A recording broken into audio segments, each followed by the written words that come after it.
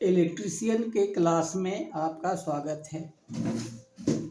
आज का हमारा चैप्टर है सोलर सिस्टम। आज हम आपको सोलर सिस्टम के बारे में पढ़ाने वाले हैं। यह देखिए, हेडिंग लिखा हुआ है सोलर सिस्टम। तो सबसे पहले सोलर सिस्टम की परिभाषा जान लीजिए। देखिए, सोलर सिस्टम उस सिस्टम को कहा जाता है जिसके द्वारा प्रकाश ऊर्जा को विद्युत ऊर्जा में परिवर्तित किया जाता है। Solar system is the system by which light energy converted into electrical energy.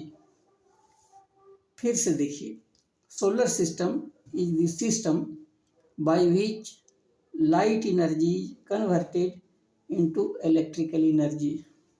मतलब सोलर सिस्टम पर जब प्रकाश ऊर्जा पड़ता है तो वो प्रकाश ऊर्जा इलेक्ट्रिकल एनर्जी में कन्वर्ट हो जाता है, विद्युत की ऊर्जा में रूपांतरित हो जाता है। तो जिस उपकरण के द्वारा ऐसा होता है उसी को हम कहते हैं सोलर सिस्टम। अब आपके मन में एक सवाल उठ रहा होगा कि आखिर सोलर सिस्टम होता कैसा है। तो अभी हम आपको सोलर सिस्टम के स्ट्रक्चर के बारे में बता देना चाहते हैं। ये लिख भी दिया है मैंने, स्ट्रक्चर ऑफ सोलर सिस्टम। इसमें मुख्य रूप से सिल्वर का एक वेफर होता है। वेफर मीन्स टुकड़ा, जिसके एक साइड में आर्सेनिक का लेप चढ़ा हुआ होता है तथा दूसरे साइड में बोरोन का लेप चढ़ा हुआ होता है। मतलब एक साइड में आर्सेनिक और दूसरा साइड में बोरोन। तो आप केमिस्ट्री में पढ़े होंगे एटॉमिक स्ट्रक्चर में कि आर्सेनिक पेंटावैलेंट है और बोरोन ट्राइवैलेंट है। मतलब बोरोन जिस साइड में होगा वो पॉजिटिवली चार्ज हो जाएगा और आर्सेनिक जिस साइड में होगा वो नेगेटिवली चार्ज होगा। ऊपर से पूरा यह वेफर पारदर्शक शीशे से ढका रहता है। सेफ्टी के लिए आर्सेनिक तथा बोरोन दोनों से एक एक इलेक्ट्रोड लगे रहते हैं। उस इलेक्ट्रोड से विद्युत बाहर आएगा। जब आर्सेनिक की सतह पर प्रकाश ऊर्जा का आपतन कराया जाता है तो आर्सेनिक के फ्री इलेक्ट्रॉन्स तथा बोरोन के फ्री होल्स का एनर्जी लेवल बढ़ जाता है तथा वह अपने पेरेंट ऑर्बिट में तेज गति से घूमने लगता है और न्यूक्लियस के द्वारा इलेक्ट्रॉन पर लगने वाला आकर्षण बल कम हो जाता है और इलेक्ट्रॉन तथा होल्स की टेंडेंसी एमिट होने की हो जाती है। आप अपनी भाषा में समझ लीजिए कि एक साइड में आर्सेनिक है और दूसरे साइड में बोरोन है। तो जिस साइड में आर्सेनिक है उस पर प्रकाश पड़ेगा तो इलेक्ट्रॉन निकलेगा और जिस साइड में बोरोन है उस साइड में जब प्रकाश आपतित होगा तो होल्स निकलेगा। तो इलेक्ट्रॉन का मतलब ऋण विद्युत और होल्स का मतलब धन विद्युत।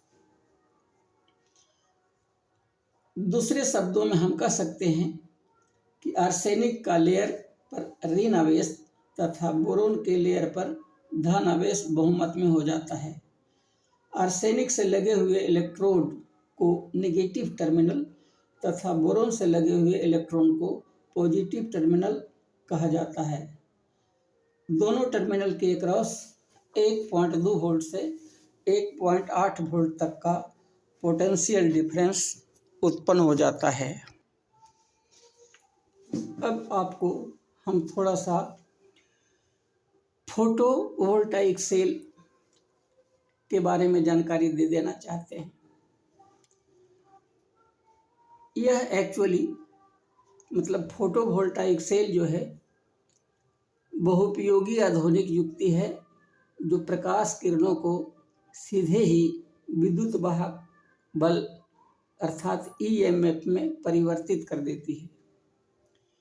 इसमें मुख्यतः सिलिकॉन नामक तत्व की एक अति महीन पट्टी होती है जो प्रकाश किरणें पड़ने पर इलेक्ट्रॉन उत्सर्जित करने लगती है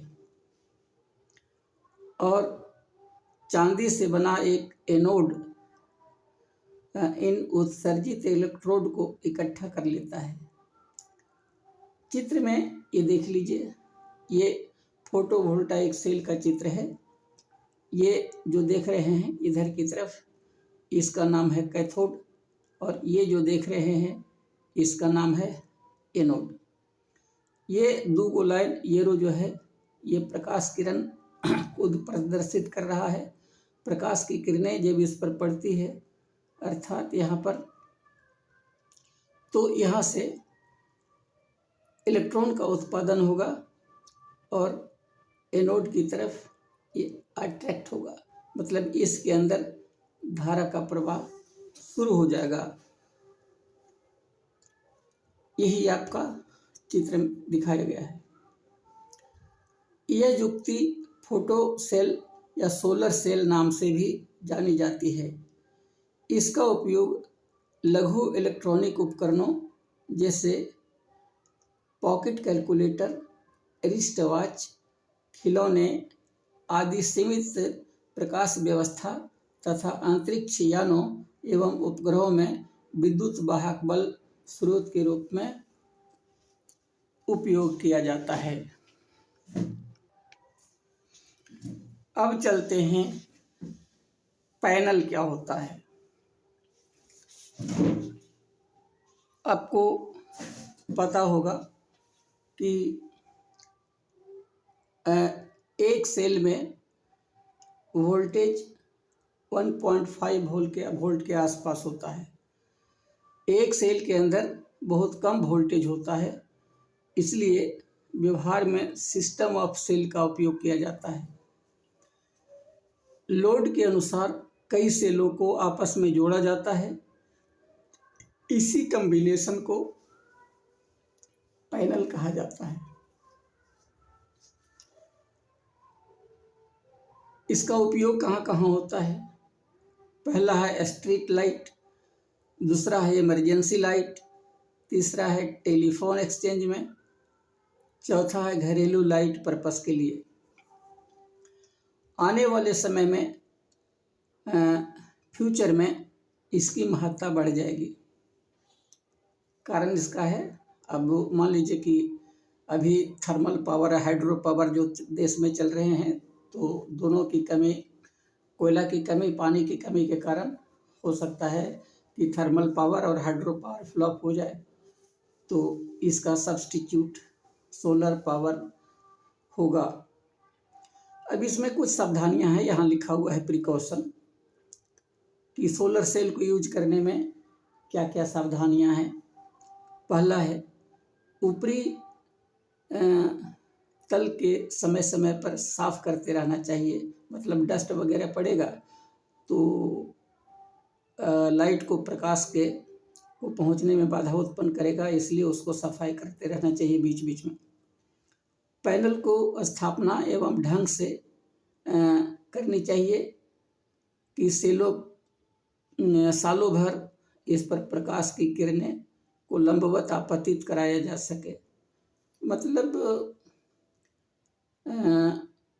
इस ढंग से स्थापना का मतलब है कि पैनल को इस ढंग से लगाना चाहिए कि इस पर लाइट हमेशा पड़ती रहे। ऐसा ना कि सुबह में पड़ रहा हो लाइट और शाम में नहीं पड़ रहा हो, नहीं, ऐसा इस ढंग से उसको अरेंज करना है कि दिन भर उस पर लाइट पड़े।